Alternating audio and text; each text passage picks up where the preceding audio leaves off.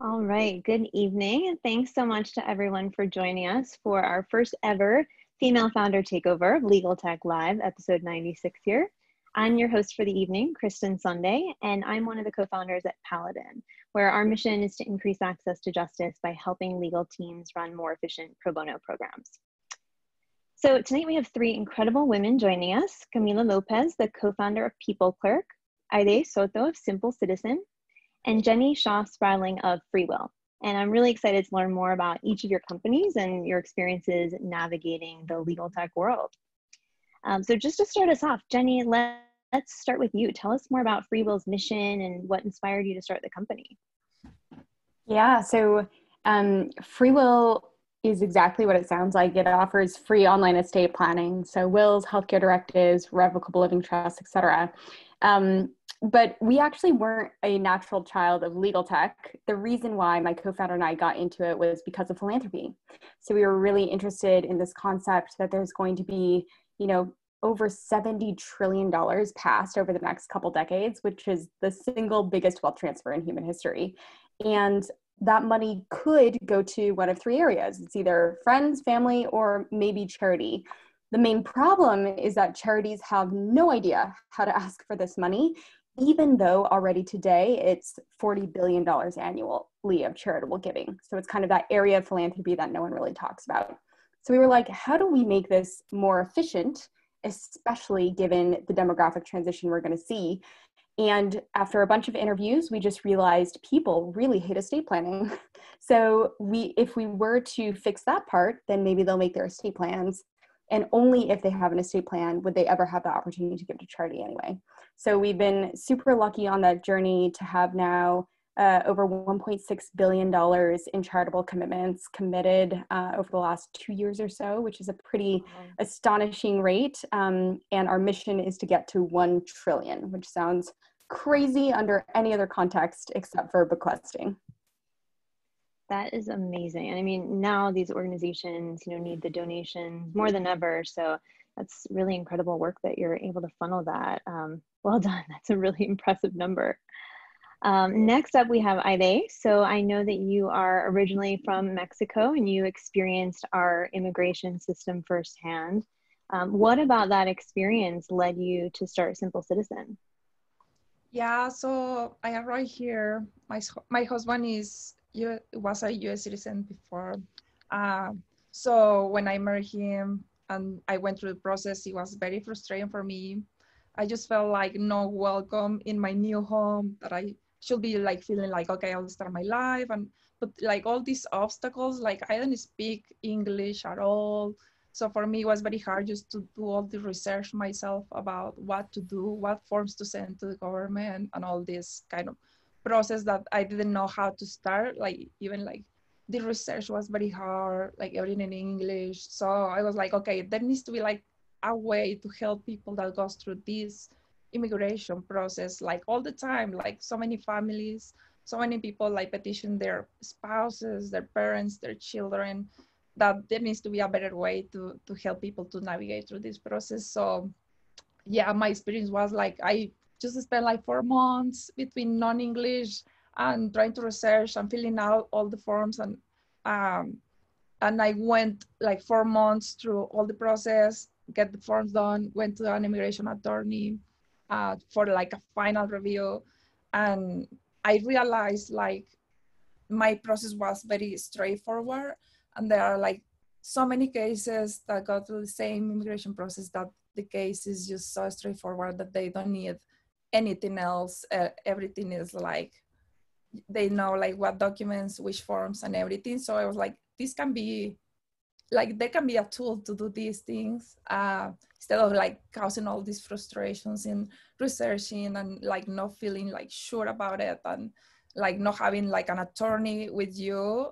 Like there needs to be a tool that make these things an automatic. So that's why the feeling of like, I want to do something to change this, to help people going to this like super really bad experience, to make it more smooth. Like they can save time and like attorney time, money, as well and legal fees. So I was like, okay, I felt very, very inspired to do this. And then I found my co-founders, Brady and Sam Stoddard, and they went through similar experiences. So yeah, that's why we decided to launch Simple Citizen 5 years ago. So Wow, that's amazing. I've heard so many stories about how complex the immigration process can be, and to your point, there's such an opportunity to automate parts of it. So it's fantastic that you guys have been able to narrow in on that.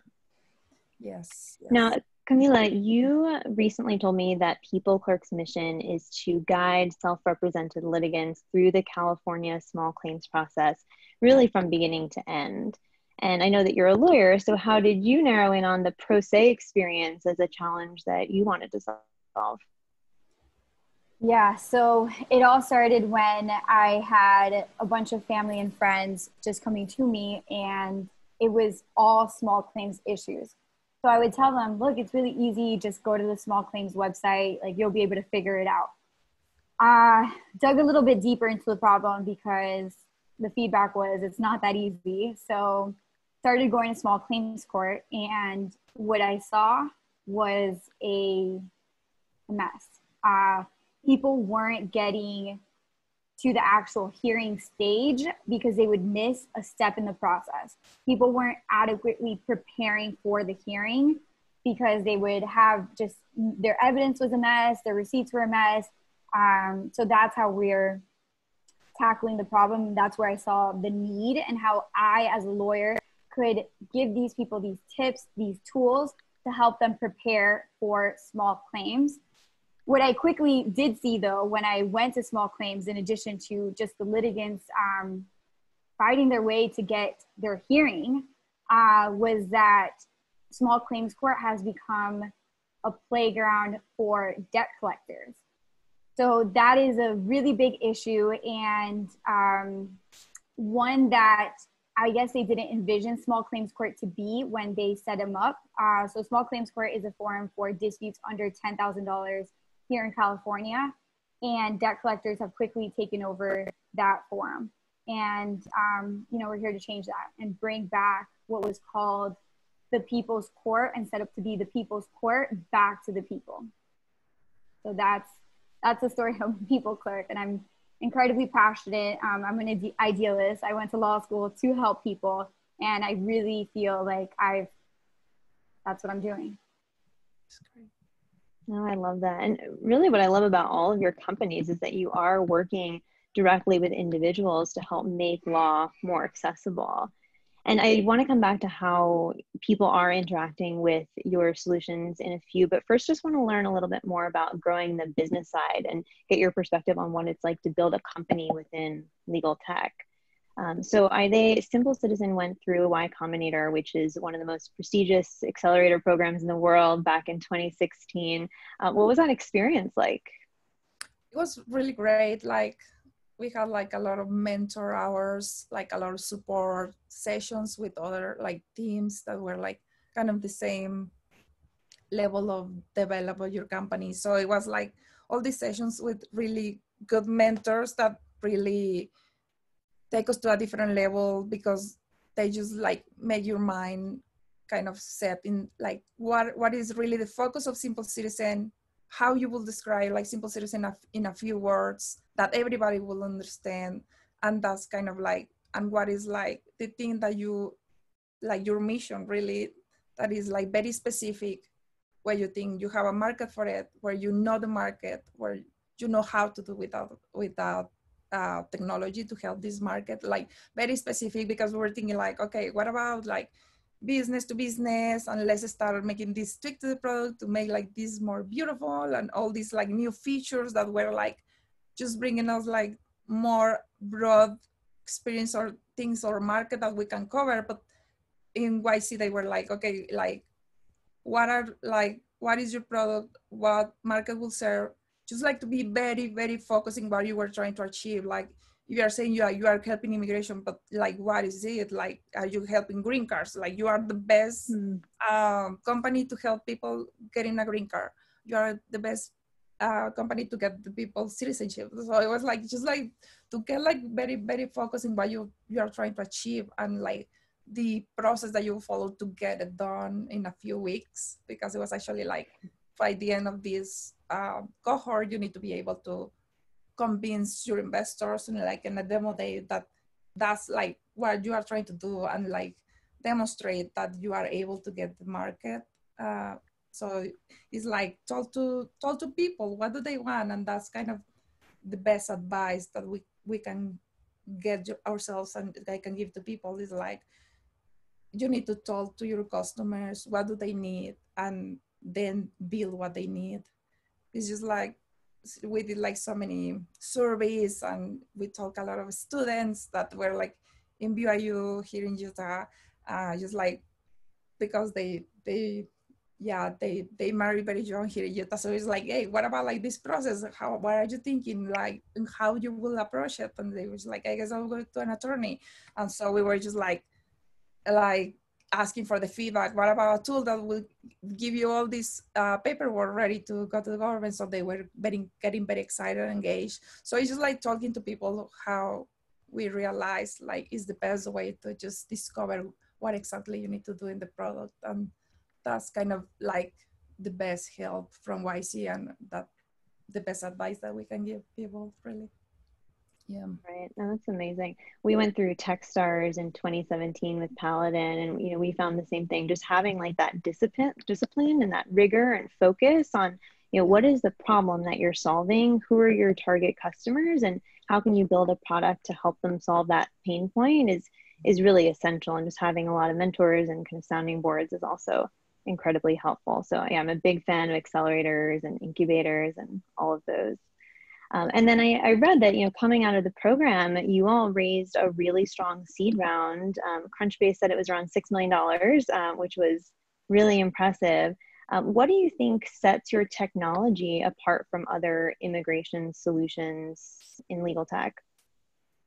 Yeah, so I think it's like very customer experience based, where it's like we just want to make like the most easy way for somebody to enter their information in a website that is very secure, that they can enter like all like the records of the address history, like all this like personal information that is very sensitive, in a way that is safe, easy for them to do it, and that will give you just like all the forms that you need to submit to the government, and then we send that to the person, we mail it, they sign, they send to the government. It's just like the time saving and the legal fees saving, that is like kind of the value, the most like the value proposition of Simple Citizen.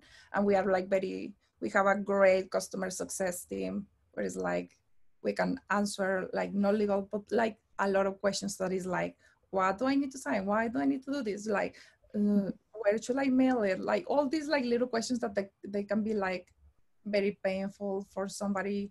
It's just like we have like a team that is very responsive with this. So I think that's hard to find, like the mix of them, because you can have like a lot of attorney help or somebody like notarials or like all these like people that really helps like in like the face-to-face interaction and questions and that. But we have the technology, and we also have a great team that supports like the face-to-face support that makes you feel like, okay, they are taking care of my case. Like it's not like this software that I don't know what I will expect from, but it's like we have the combination of those both components that, yeah, we are very proud of it. And we are just like every day trying to improve user experience.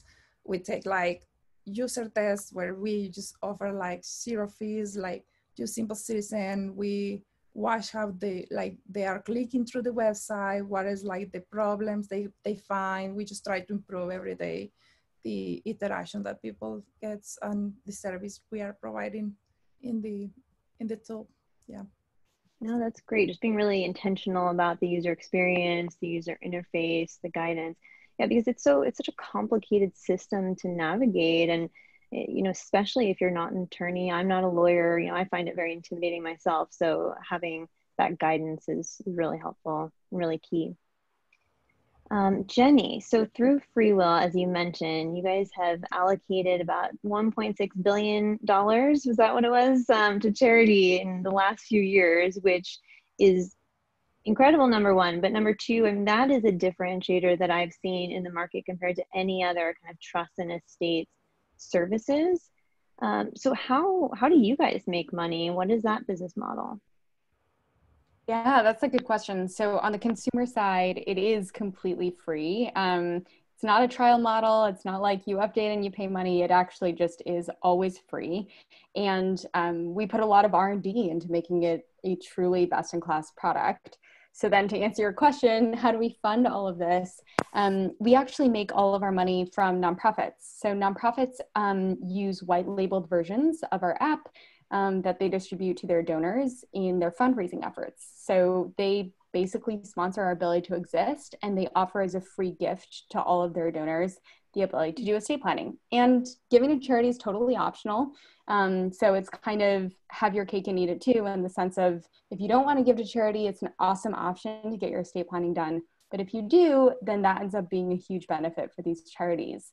And so we actually have a whole team that's focused on using the best digital fundraising expertise and applying it to this, again, odd kind of stepchild area within philanthropy called planned giving.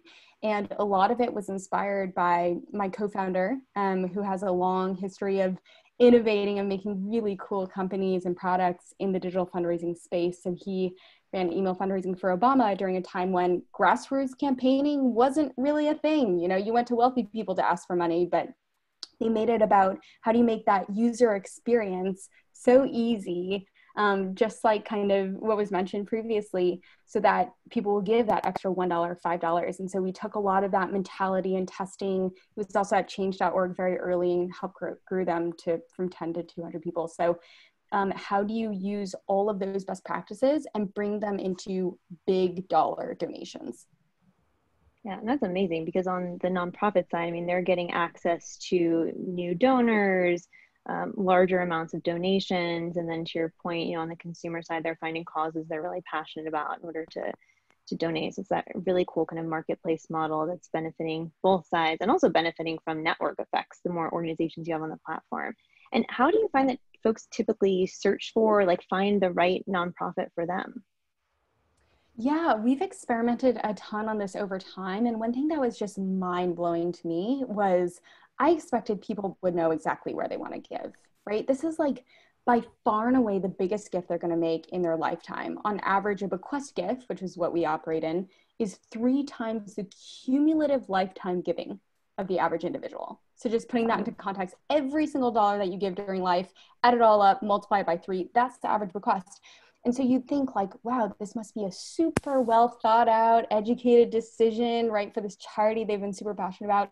That is just not true, is kind of what we found through the research. When people are doing their estate planning, they want it to end as soon as possible. They are overwhelmed with the number of decisions that they want to make. And so we've put a lot of time and attention into making that charity selection super easy so that it is not the number one stressor, right? Like picking your executor or picking a guardian for your children, like put a lot of time and attention against that.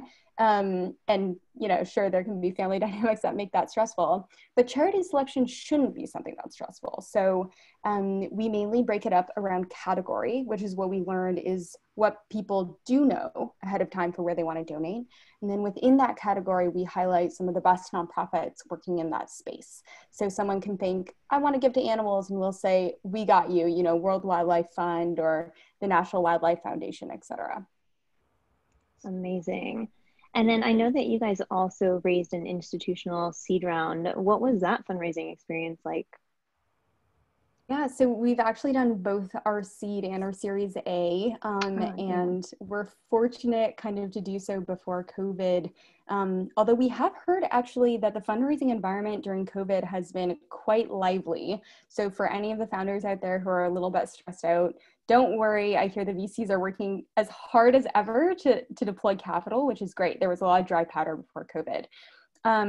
But the experience, I would say, is always challenging, but I think we were really lucky in that both times it was a very short process. So I'm fortunate in the sense of I come from being an investing background myself. And so I think the advice that I usually give or the comment is fundraising is a little bit of a game, which really sucks because it should be purely meritocratic, but it's not. And I'm seeing smiles from all of my fellow founders because you guys know exactly what I'm talking about. And so I would say, you know, once that first person kind of jumps and is like, yes, this is super exciting, you have like 10, 15, 20 other people. The key is like, how do you get that first person? And I think both times when we went out to fundraise, I just said, look, I'm going to time box it. I'm going to try and raise this entire round in 7 days.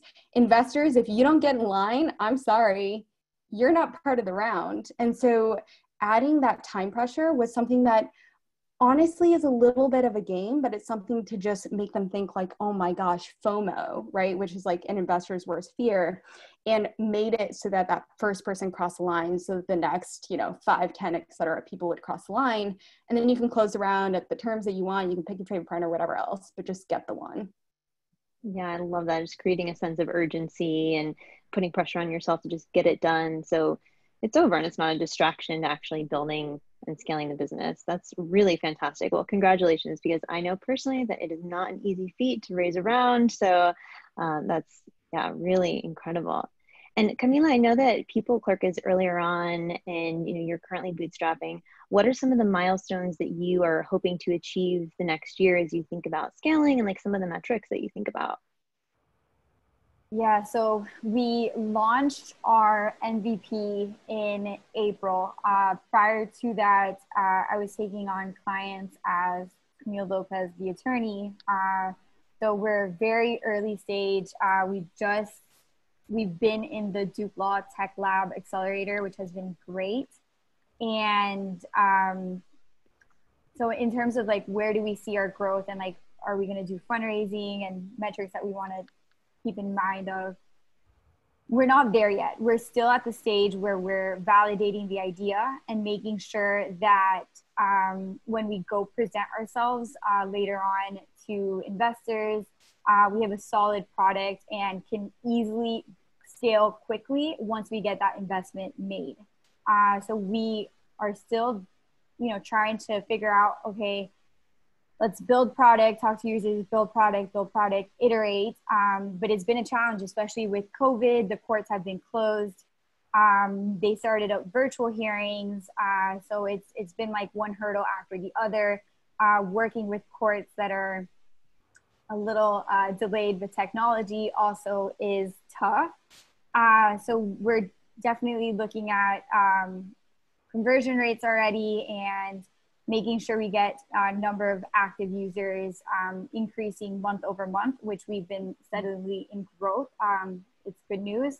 But a lot of the process is still manual. And as we develop more product, we rely more on the technology and the product behind it. So yeah, that's where we're at. That makes total sense. And at first you have to do things that don't scale and you have to figure out what works manually before you can know what to build to automate. And especially with COVID, things have been shifting so much. And I want to dive into that a little bit. So, so as you alluded to, you know, courts have been closed. There are certain kind of practice areas that have been popping. So Camila, what have you been seeing, like given the surge in legal issues that have arisen as a result of COVID, in terms of like practice areas where you're seeing an increase in need for like pro se related tools? Eviction, number one issue that is going to dominate us for the next 6 months to a year, maybe 2, is evictions. And at least here in California, this is a crisis. We help tenants on a different side of the landlord-tenant issues. Small claims court doesn't have evictions here in California. I heard in other states, evictions are part of small claims in terms of the process of evicting. But we help tenants in other areas, like for example, security deposits, habitability issues. So if you're not living in a unit that is up to code, or if you're having issues within the unit, which also has been kind of related to the eviction process, because now tenants are finding ways that they shouldn't have been paying rent this whole time, that they didn't live in a habitable unit. So that's one thing how we've been seeing it. But whichever tech company or legal tech company or attorneys that can handle evictions, that's going to be big. Got it. Okay, that makes sense.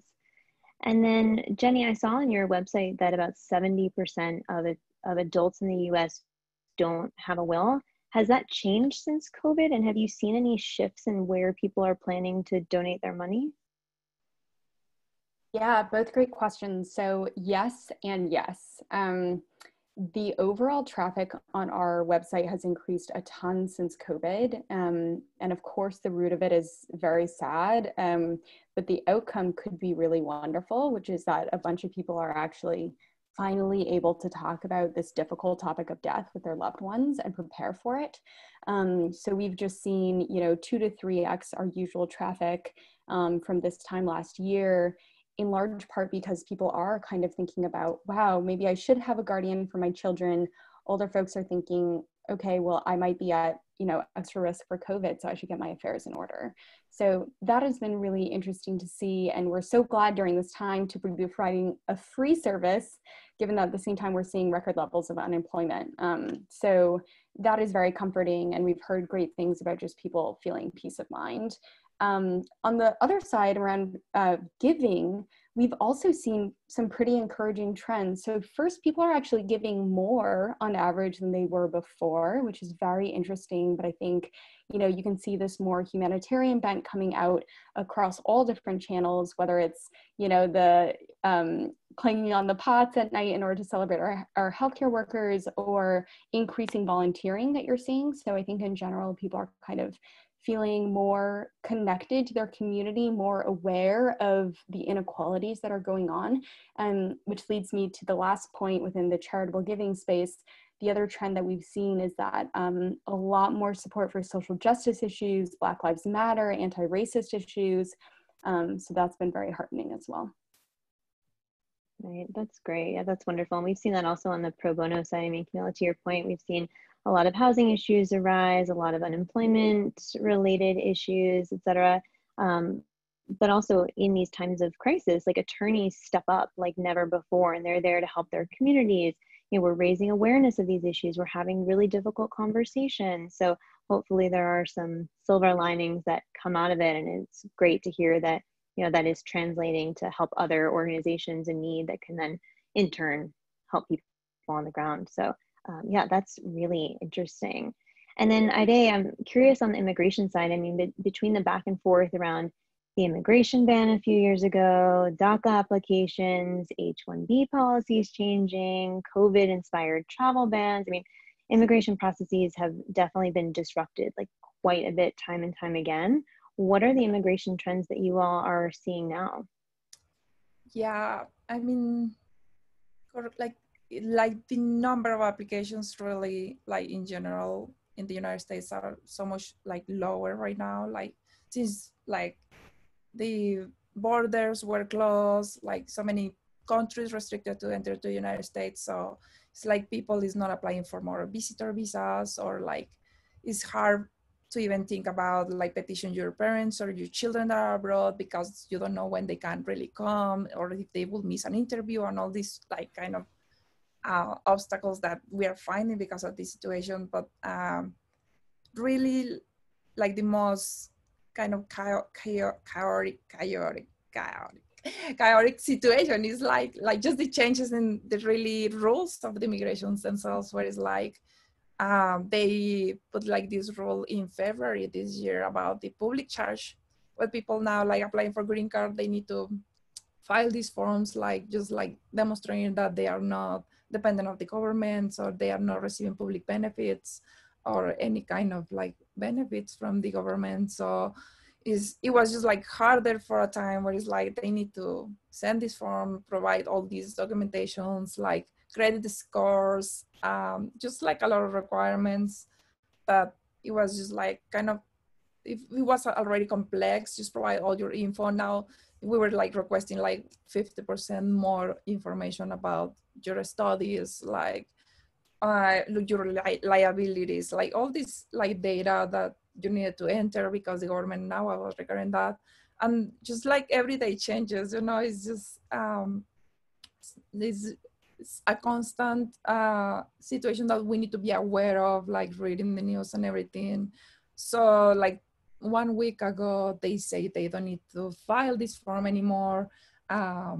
So it's just like all these changes about DACA as well, where it's like they cannot apply anymore. Now they can apply. So we have actually running programs here in Utah where we are supporting like nonprofit organizations that help DACA students, some colleges and like institutions that like directly help them, where it's like we don't charge any fee for helping them to use like the system to renew their DACA, and just trying to be aware of those things where we can really help people in with all these changes. And just like when those changes happen, we try to advertise in the website or like send like communications to non-profit organizations or stuff like that they can do, stuff that they can do as soon as possible before the changes again. Just like all this is just really all these changes from the executive orders that is like always changing us in how to react to things or how to find opportunities to help people. But the technology, I mean, is very good adapting to these changes. So we are not worried in that sense where it's like, oh, now all of this change, it will take us 1 month to get there. It's just really easy, adaptable to take these changes in and help people in the moment. So that's why we are confident that we can do that. And it's just, like I say, just always full attention in what is going on and what are the news about immigration. But I think it's good right now in the sense that there are like no blocks right now, like DACA, they can apply again. They are not asking for the public charge because of the COVID situation. So that's great news for people. So yeah, right now I can say that even the situation, we are in a good spot about how, like today, how immigration is going on. But yeah. Right. And I think you speak to one of the biggest complexities about working in legal tech is that because regulations are always changing, you have to be incredibly adaptable and responsive to what's going on in the political and legal climates constantly. So it's definitely a challenge. And to our earlier points, you know, it's hard enough to navigate this system as is. So when you couple all of these constant changes, it can feel super overwhelming and nearly impossible. And to that point, I just had a couple of questions for the group. I'm just going to open it up, whoever wants to answer. You know, and especially given that legal needs are shifting so much during these times, how do you all see technology playing a role in increasing access to justice more broadly?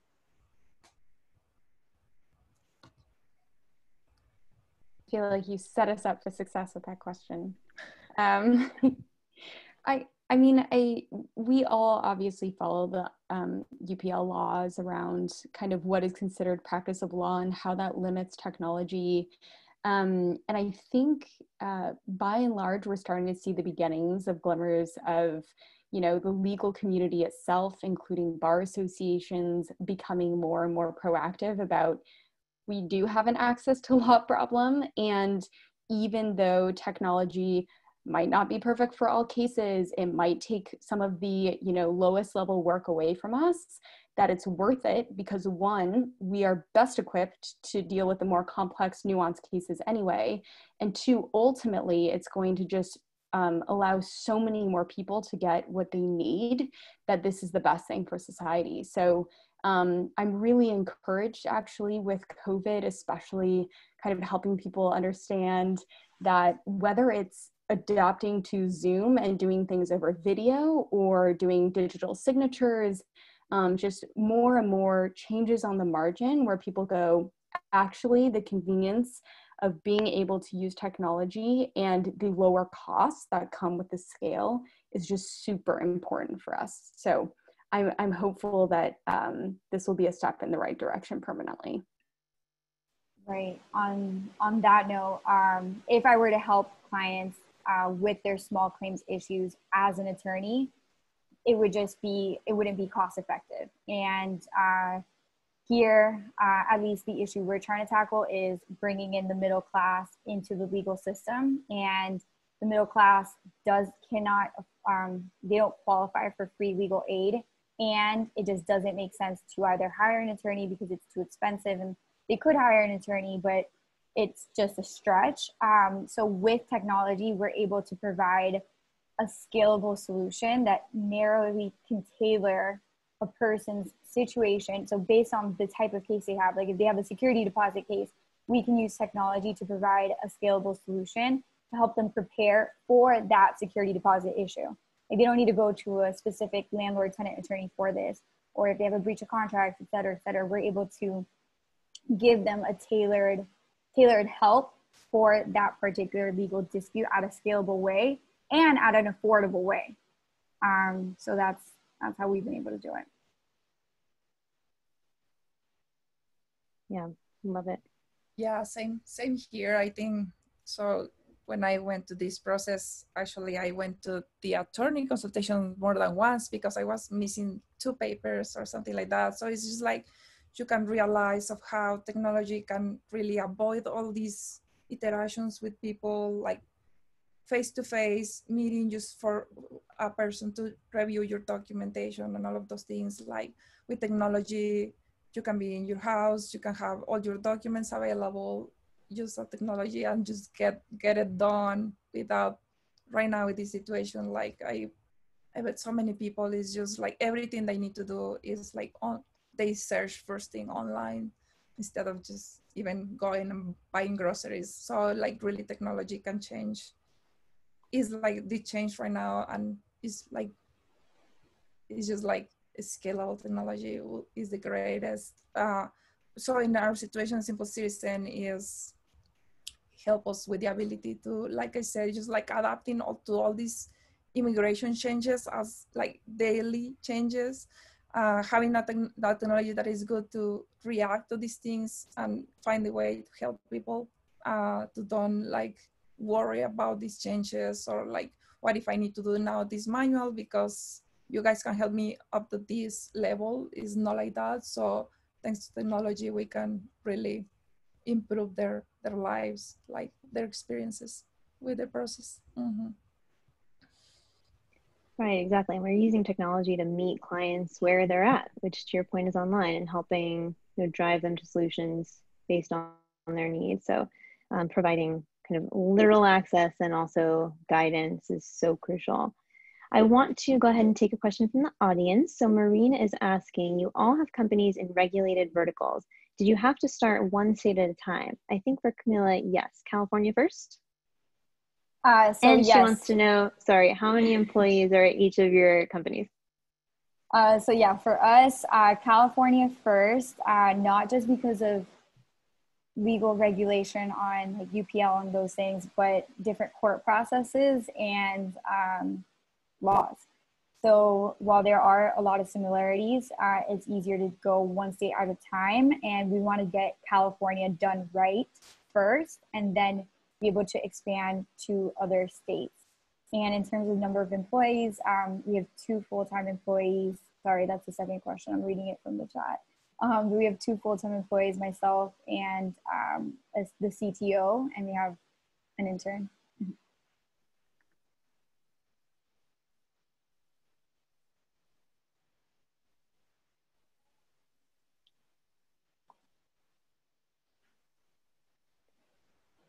Go ahead. For us, we have 20, well, I will start with the second question, I guess. We have 25 full-time employees. And for us, it has been something like area restriction or something like that, because it's just like green card is more like service, I will guess. It's like, okay, green cards, then we focus in doing that very well. And then we build citizenship applications, but it's just really for everybody, and it's like not like something that they need in specific for their applications. Like all immigration applications are kind of the same of course, like they vary in the situations they are in. They are married, they're not married, like they need to have like more paperwork or stuff like that. But it's like really the immigration process is kind of the same. So we are just more like, we started with little services and we're increasing like that. Like we have DACA now. It's just like in the beginning, green cards, citizenship, renewal. So it's more like incrementing in the services provided or available in the system. Yeah, and we are almost 60 now and definitely had to go state by state. It was a struggle in the beginning, but one thing I think with legal tech companies, you kind of have to decide whether or not you're going to go 50 states at the beginning and just do the upfront investment, or if you're going to do the state by state. And for us, we realized that because we're serving these nonprofits that largely have, you know, donors across the states, we just had to upfront have all 50 states. And so it just meant that we were kind of not operating, sinking money into this company in a scary way, you know, for the beginning, but ultimately it ended up paying off. Great, and then just a little bit about Paladin. So we're a team of 9, kind of in between there, and because, you know, we're not actually working in any specific practice area, we work across the country, working with law firms, really in every state. Next up is another question from the audience. Daniela asks, how do you navigate or tackle potential issues with illegal practice of law, considering that you're connected with legal services? Good UPL question. I think, Jen, you've alluded to this earlier, right? You want to start? Yeah, we thought a lot about this, so much so that we almost kind of walked away from the space because we're like, oh my gosh, this is such a cluster, which currently it is. Basically on a state-by-state level, how they define the practice of law is different. And we were very lucky to, at the time, be founding the company while we were still in grad school. And so Stanford Law School is a very good law school with a lot of really well-meaning people who want to do something good with their law degree. So we were lucky to work with a cohort of students that actually helped us do the state-by-state research to figure out, okay, what does it mean to be UPL compliant in these states?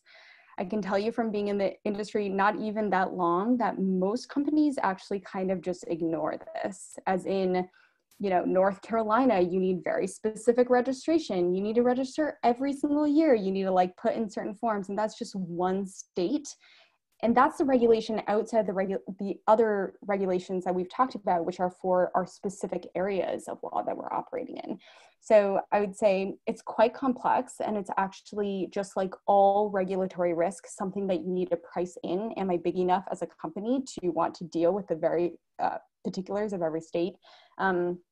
So we have done that at this point, but it does create this overhead that decreases the speed of experimentation and your overall speed that your company can operate at, which is very antithetical to the YC Techstars, you know, lean startup methodology. So it's just something to think about, but definitely something to be careful of. And we've, in some ways, the legal tech community really benefits from the fact that especially LegalZoom has taken a lot of the flack for this early, and their lawyers have had to kind of pound out individual state-by-state legislation on this, but it's getting more clear by the year, I would say. So in simple citizen case, we really, what we have, our tool is a do-it-yourself tool, what is like a TurboTax, but for the immigration process, what is like, we really don't provide any legal advice. We just collect information, and people can really request a consultation from an attorney, or like, yeah, so that's, or a review. So those are services that we offer. Consultation for everybody that is a customer. We can schedule a consultation for them. They want an attorney review, we schedule that for them, and it's like a different service that we don't provide. So we are lucky to have partners, attorneys that help us with these other services that really we don't want to get in trouble. So we always, like, since the beginning, we were worried about it, because when like we start the advertisements, or like TechCrunch and all like these public things about us. It was like so many people was reaching out like, I'm from this country and I want to move to the United States right now. What should I do? And it was like, it was just like very a fragile line where it's like, you don't want to cross the line ever. So in the beginning, maybe we lost a lot of customers in the beginning because we didn't know how to react to this. And the very like 2 weeks of when we launched, that was like, better wait, I don't know what to answer to this person. So we were just like always, we tried to really put this service up front, like in the beginning, where it's like, okay, this is the clarity of things, where it's like, we are providing a do-it-yourself tool. You are just entering your info. It's just the preparer of these forms is yourself. You want this service, it's just like very clear in the website that is like, you are hiring for a consultation to this attorney. So that's how we handle on the Simple Citizen side. And for me, just really quickly, I mean, I don't want my bar license to be taken away somehow if they come after me for any sort of UPL issues. So I'm very cognizant of what we do, and I research a lot on what would be considered legal advice. One hypothesis that we thought initially was a lot more people were actually going to need legal advice. We quickly, by talking to a lot of users, found that that wasn't the case. So the few users that do need legal advice, we do send them to an attorney through a referral, and attorneys also refer to us. So it works both ways. Great. We have another question from Mauricio. He wants to know, how do you feel about potential financing by venture capital or other corporate investors? Do you feel it's something you might want to do, or do you prefer more organic growth? So this is a good question just about, taking VC money in general. And we talked a bit about bootstrapping and some of these larger accelerators and working with institutional partners. What do you all see as the pros and cons of taking VC versus growing organically? I mean, I think your best investor is your customer, but it doesn't hurt to have VC money, especially if your competitors have a lot of VC money. So, that's always something to consider. But it feels great growing organically for me. Yeah, I guess organic growth is everybody's desire, but when that doesn't come, at least in the beginning, Simple Citizen, when we always were pitching to the investor, was our plan is really growing organic. We were develop a lot of content to put in the website to help people to navigate, and then if they want to use our service, they can do it there. But it's just really hard, just in the beginning when a product is new and so many few people has used it, it's really hard to trust a website, especially you are entering all this confidential information about your person. So it's just really with the time where it's after reviews and more content being created, where it's okay, now we are growing organically. But in the beginning, for sure, it's there was no question for us that we needed to raise money in order to keep going with the product build. I love what everyone said. If you can grow organically, do it 100%. I think overall taking fundraising and being I raised this really cool round is definitely over glamorized. That said, number one reason to raise, what Camila mentioned, if you have competitors and you need to win and gain steam, and then the other one, which is the opportunity cost of your own time, right?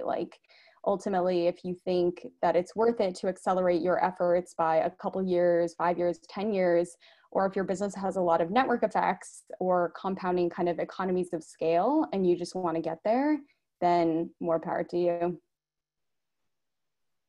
Right, yeah, and it's definitely not the right path for everyone, but can certainly accelerate parts of the business, if that's an option. Let's see, another question from Daniela. This is actually the next question that I was going to ask. She said, your stories are very inspiring. If you had to give one piece of advice to female entrepreneurs seeking to enter the legal tech field, what would it be? Just do it.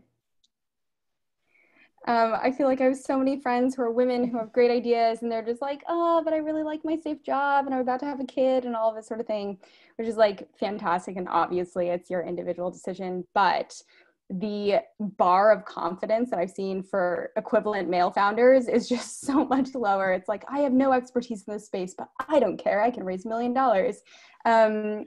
And yeah, just go in with that confidence. You can do it. And I think the community also around it has been super helpful, especially dealing with those one-off issues around like, hey, I really felt like this investor was kind of discriminating against me in this way. How do I deal with this kind of question? Then that can be really helpful. And I'm happy to offer myself as a resource for anyone here. And I'm sure that the community around legal tech generally is really strong. I mean, I love that point. Like, just do it. Just start. It's not just about being like a woman founder. It's about just launching a product and starting to talk to users, because you don't really know what users, you think you know what users want until you launch something and start talking to them. So that just do it methodology is where it's at.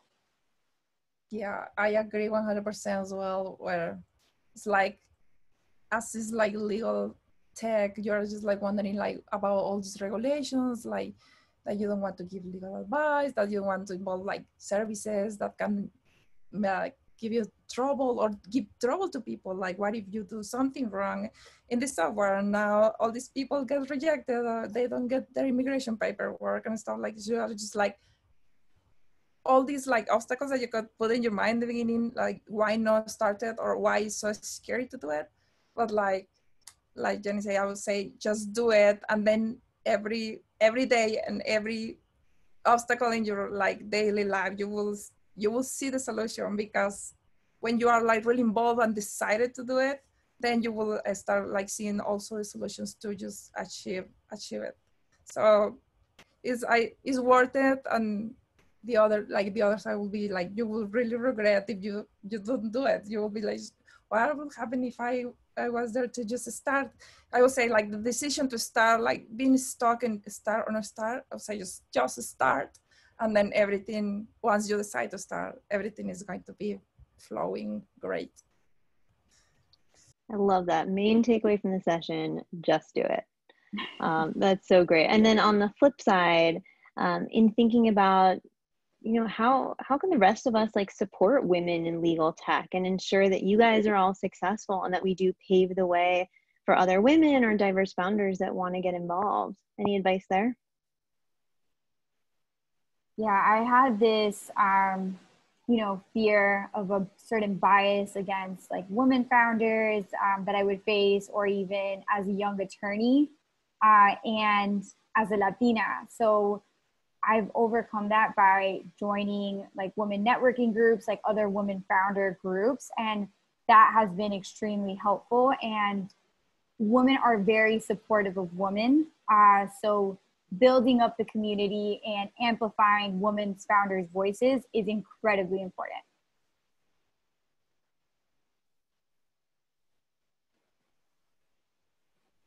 Love that. So shout out to Nick for letting us take over your Legal Tech Live episode here. Let's see, anything else? Jenny, Ayde, Camila, you want to share with the group, how can people contact you or learn more about your businesses? I'm on Twitter and LinkedIn. Follow us there. Yeah, me too.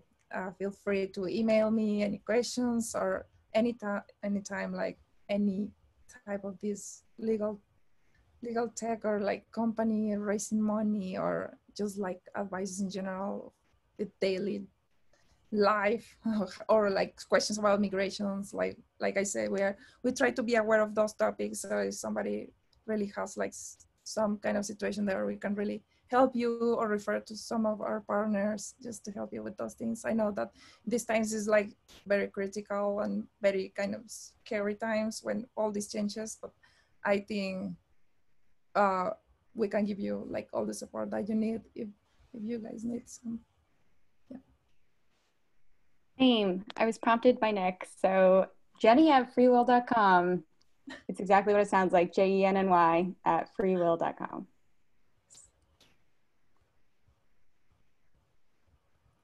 Perfect. And Ayde and Camila, do you want to share your emails as well so people can reach out? Yeah, it's or Twitter handles, whatever is easier. clopez@peopleclerk.com. And then Twitter, follow PeopleClerk, and then you'll find me through that. I have a very common name. Mine is the other way, where it's the kind of unique. Everyone says that they don't hear it very often. So AYDE, that's it. Ayde, 4 letters, @simplecitizen.com. You can find me there, and anytime I will respond. Awesome. And I'm at Kristen at Join Paladin in case anyone wants to reach out there. Ladies, this was so fantastic. Thank you so much for joining us, for sharing your stories. You are all really inspiring to me, and I'm sure to everyone else who's listening. Nick, thank you again for letting us take over. We'll have to do it again sometime.